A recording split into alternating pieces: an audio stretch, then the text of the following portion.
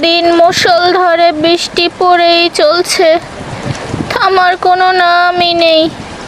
ছেলেটা বাইরে গেছে, এখনো ফিরেনি। ঠাকুমা দেখো বাইরে কত জোরে বৃষ্টি হচ্ছে। আমার বৃষ্টি পড়া দেখতে খুব ভালো লাগে। ওরে পাগল ছেলে, গরিবের জন্য ঝড় বৃষ্টি বড় কষ্টের রে। কেন গো ঠাকুমা, বৃষ্টির জন্য কত মাছ পাওয়া যায় নদীতে, কত রকমের ফল মাটিতে পড়ে থাকে। আমার ভীষণ আনন্দ লাগে। কাল দেখবে কত রকমের ফল ঝুড়ি ভর্তি করেছি। তাই বুঝি? বড় হলে বুঝবি, এখন ছোট তো তাই। তোর বাবা তো এখনো এলো না, বড্ড চিন্তা হচ্ছে। বাবা তো বাজারে গেছে, ঠিক চলে আসবে। সকাল থেকে যা বৃষ্টি শুরু হয়েছে, কয়দিন ধরে ভালো কিছু বাজার করতে পারিনি। শ্যামলীর কতদিনের ইচ্ছা ইলিশ মাছের সর্ষে বাটা খাবে। ইলিশ মাছ কেনা তো দূরের কথা, শাক পাতা কিনতে সব পয়সা শেষ। গিন্নি কতদিন পর একটা মাত্র আশা করেছিল, আমি এমন হতভাগ্য স্বামী, গিন্নির একটা মনের আশাও পূরণ করতে পারলাম না। গাছের নিচে বৃষ্টিটা একটু কম পড়ছে, না না তাড়াতাড়ি ভিজতে ভিজতেই বাড়ি চলে যাই। আসার সময় ছাতাটাও আনলাম না মনে করে। মানুষটা সেই বাজারে গেছে, এখনো ফেরার নাম নেই। আমিও কেমন মানুষ, ইলিশ মাছের কথা বলেই ফেললাম। মোটেও ঠিক হয়নি। সংসারে এত ভাব, দুই মতো ভাত ঠিকঠাকভাবে জোটে না। ইলিশ মাছ পাবে কোথায়? অমিত, বাবা দরজাটা খোল তাড়াতাড়ি, বাইরের যে ঝড়ে বাজারগুলো সব নষ্ট হয়ে যাবে। বাবা এসেছে, যাই বাবা। ঝড়ের দাপটে ভিজে যে চুপসে গেছিস, কাপড়গুলো পাল্টে নে বাবা, না হলে যে ঠান্ডা লেগে যাবে। আমাদের ঠান্ডা গরম আছে নাকি? আমরা গরিব মানুষ, ঠান্ডা গরম নিয়ে চিন্তা করলে আমাদের দিন যাবে না। বাবা এই নাও গামছা, তাড়াতাড়ি হাত পাগুলো মুছে নাও। অমিত, বাবারে 3 দিন ধরে বৃষ্টির কারণে কাজে যেতে পারিনি, তোর জন্য কোনো খাবারও আনতে পারিনি রে বাবা। কাল দেখবে বাবা, কত আম জাম লিচু মাঠে পড়ে আছে। আমি ঝুড়ি ভর্তি করে সব কিছু কুড়িয়ে আনবো। বাবা ছেলে কিনে তো গল্প করছো, খাবার বেড়ে দিয়েছি, তাড়াতাড়ি খেয়ে নাও, না হলে যে হারকিনটা নেভে যাবে। হারকিনের তেলও প্রায় শেষ। ঝড়ের রাতে হারকিনের মিটমিট আলোতে সকলে খেতে বসলো। শ্যামলী, আজ যা রান্না হয়েছে তা খেয়ে নাও।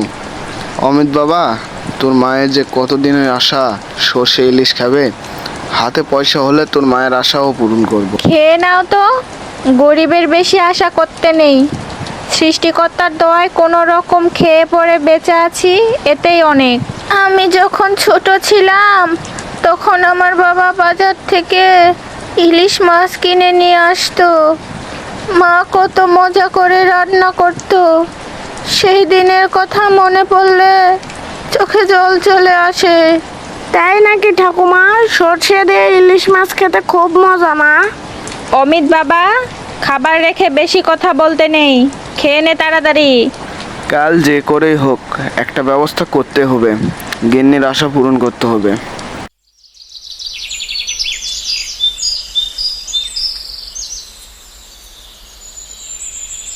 যাক বাবা, আজকে আর বৃষ্টি নেই, আজকে কাজে যেতে পারবো।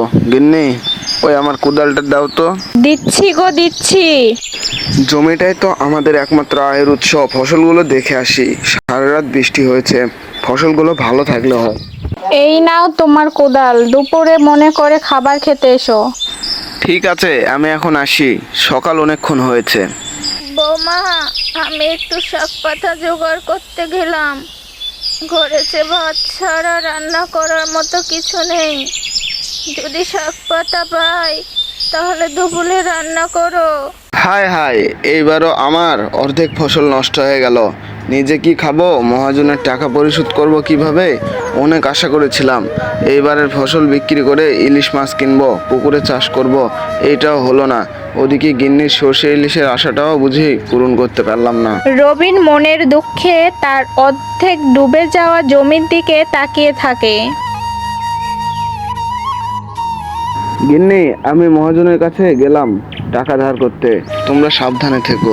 তুমিও সাবধানে যেও। হে সৃষ্টিকর্তা, সমস্ত বিপদ দূর করো।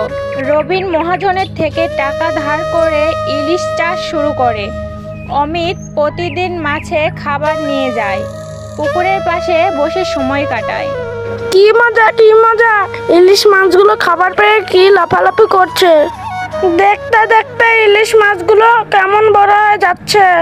অমিত, কি করিস রে পুকুর পাড়ে বসে? না ঠাকুমা, ইলিশ মাছগুলো কত বড় হয়ে গেছে কিছুদিনের মধ্যে। আর একটু বড় হলে তোকে সরিষা ইলিশ রান্না করে দেব। তাহলে তো খুব মজা হবে। এখন খেতে চল, তোর মা খাবার নিয়ে বসে আছে। হ্যাঁ চলো ঠাকুমা। বাবা অমিত, চল আজকে আমাদের পুকুরে সব ইলিশ মাছ বিক্রি করে আমাদের সব দুঃখ দূর করব, আর তোর মাকেও সরষে ইলিশ খাওয়াবো। তারপর তারা তাদের ইলিশ বিক্রি করে মহাজনের ঋণ শোধ করলো আর সরিষা ইলিশ রান্না করে মজা করে খেলো।